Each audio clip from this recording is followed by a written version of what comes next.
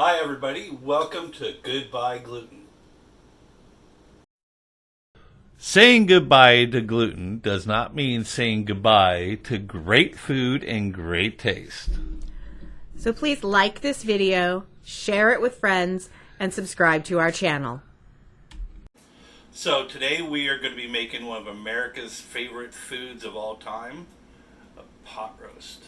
This is one of my family's favorite kind, and today we're going to be making the shreddy kind, not the medium rare. So let's see what you're going to need for this dish. So here's all the stuff you're going to need for your pot roast.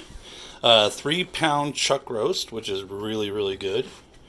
Looks like a big fat steak. This is a Dutch oven. This is what we're going to be cooking in. And this is awesome because it can go on the stovetop and then it'll go straight into the oven. This is by Lodge, which their products are awesome. It's a heavy duty skillet and pot and the same thing. You can pick these up at Fred Meyer's or most stores. And they got a variety of colors too. Okay, so you're going to have carrots. This is one whole large carrot sliced up. And then this is a half a medium onion sliced up. 1 stalk of celery sliced up. Now normally you could put garlic in there, and I do about like 2 to 3 heads of garlic or cloves of garlic. But I'm not going to do that because my wife can't eat garlic that much. So I got some Italian seasonings, probably about a tablespoon and a half worth. Okay. So we got a tablespoon of salt and black pepper. I just mixed them together, but it's only 1 tablespoon worth total. So half of one, half of the other. Tablespoon and a half of Worcestershire sauce. 1.5 tablespoons of Shengzhou cooking wine. You can use a red wine if you want, or you can omit the wine altogether.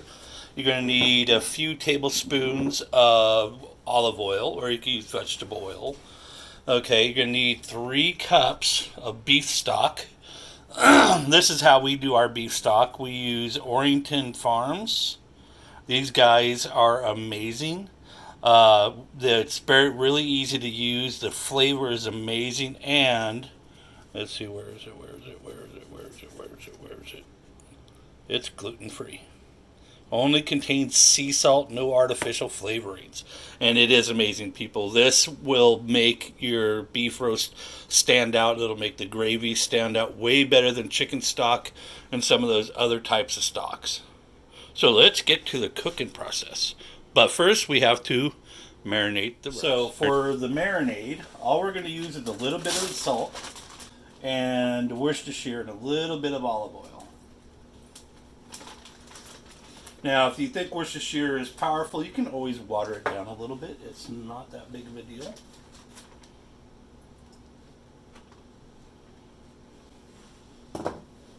You know, you just take a good pinch of the seasonings and a little bit of the Italian. Because your flavors want to be kept very simple. Okay. We're going to let this marinate for about half an hour.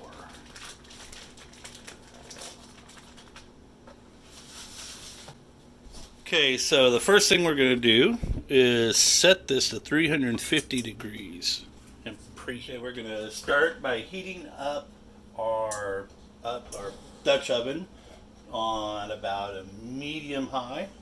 Actually, about a medium to medium high. So it'd be about a 7 on the dial. Okay, add a few tablespoons of olive oil.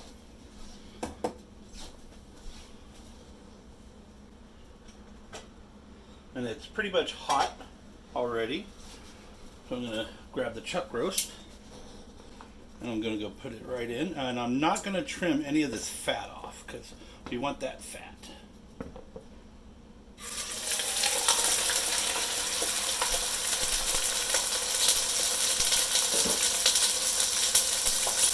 And we're going to brown this for about 2 minutes aside.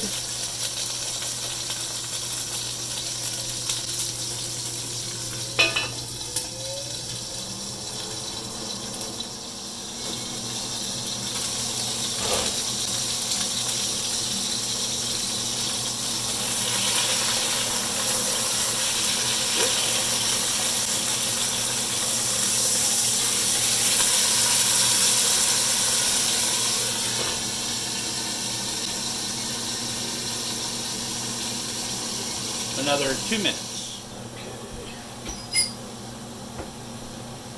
So now we're going to remove, woo,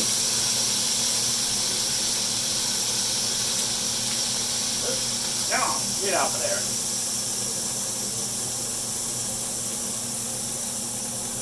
I'll remove that for the minute. We're going to just add a little bit more olive oil. We're going to add in our celery.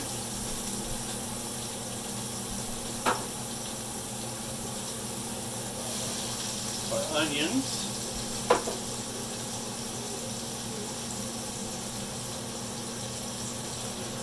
A little bit of the cooking wine.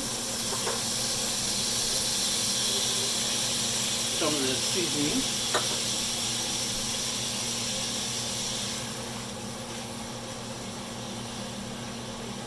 And then we're going to just basically make sure that your onion layers all separate. We're just going to let that cook for just a minute or two. Turn that down to a medium.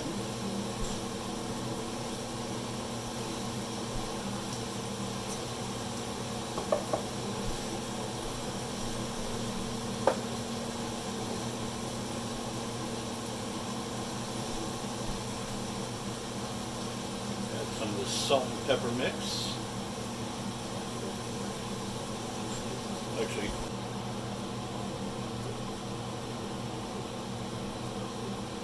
now I'm basically going to cook these until they start to soften. Okay. Get everything up on board. Add in our carrots.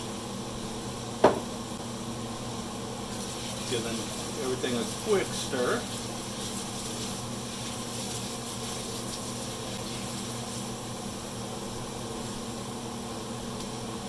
Take the rest of our spice.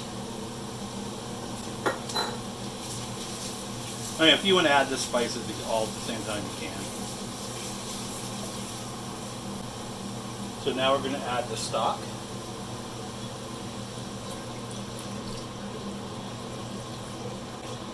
Because the reason why you want to stir it up is get all those little meat bits and burnt, like cooked fat off of the bottom of the pan. Those are really flavorful.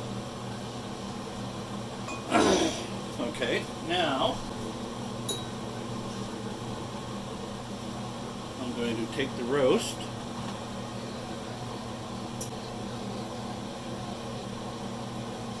and kind of wiggle them into the juices in there. Kind of like wiggle them a little bit in there.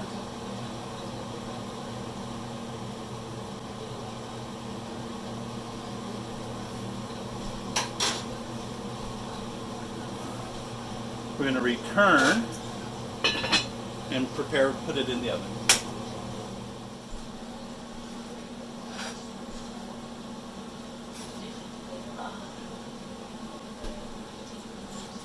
Okay, so I'm basically going to do this for about 2.5 hours. If you want it to be like a medium rare, then you want to probably do only about 1 hour and 45 minutes to 2 hours. If you want it super, super soft, and you want to probably kick it up another 40 minutes or 30 minutes.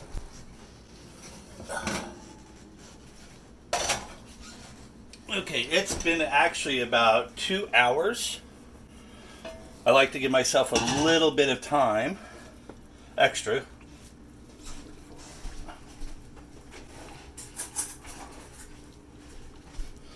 Now you see the juices are beautiful, and it just pulled right apart. Look at that. I mean, that's a shreddy roast right there. That's when you could do perfect roast. Oh my God, yeah. So we're gonna let this set for about 2 to 3 minutes in the juice, and then we'll pull that out, and then my wife is gonna make the gravy. Okay, now it's time to take this roast out. Careful if it's the shreddy kind, because you don't want it coming apart on you. So let all those juices drain. That one little piece of meat. Fish around for the extra chunks, like that one. And we're good to go. So now I'm going to strain this juice to make gravy.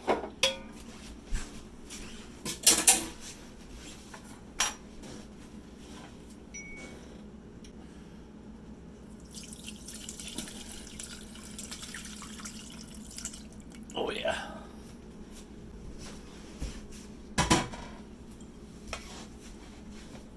Now for the gravy person is my wife. Alright, so we've got the broth from the roast in a pan. We're going to bring it up to a boil.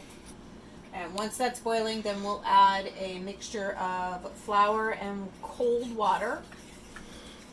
Now is that au jus per se? The broth? Yeah. Yeah. Oh, okay. Always wonder what au jus meant. Juice. Oh, my wife took French. So the juice or au jus is boiling. We're going to add in our slurry, which again is flour blended with cold water.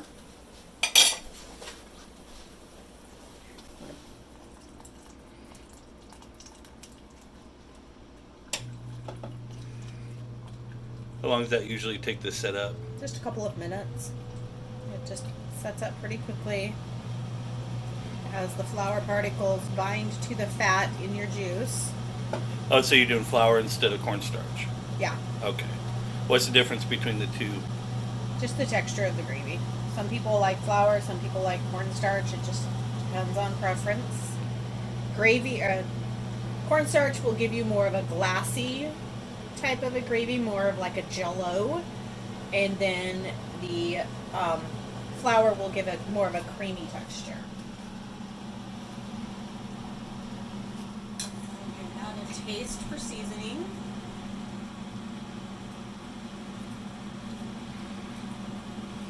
It's good.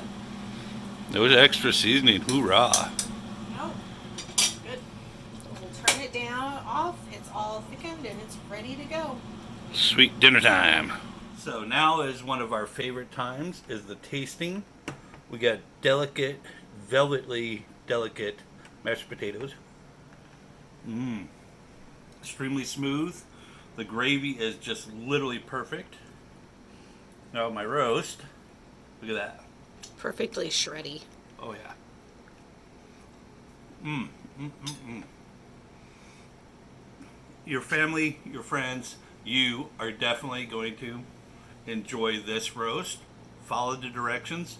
Like I said, I checked mine after 2 hours and it was a 3-pound roast and it's now perfect. So go ahead and just drop that cooking time down to just 2 hours. And remember this. Thank you for watching our video. I hope you like, hope you subscribe, and remember, saying goodbye to gluten does not mean saying goodbye to great food and great taste. Have a great day.